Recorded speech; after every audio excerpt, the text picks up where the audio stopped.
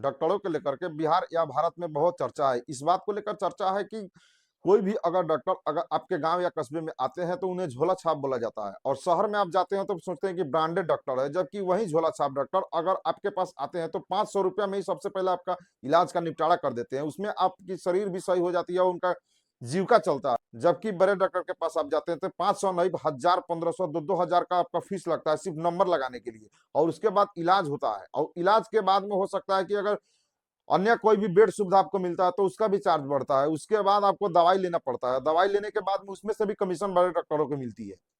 तो आप एनालिसिस करके देखिए, एक बार अपने दिल थाम करके देखिए कि सबसे पहले जो डॉक्टर आपके पास आते हैं वे जीविका चलाने के लिए आते हैं, वे आपसे मोटा रकम लेने के लिए नहीं आते हैं।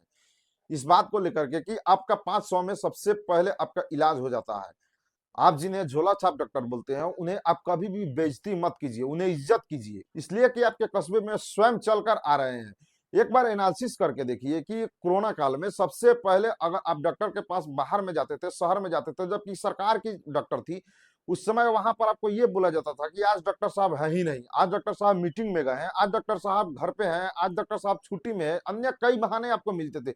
लेकिन उसी मरीज को गांव या कस्बे में जो डॉक्टर घूमते हैं वही डॉक्टर उनको सही कर पाता था।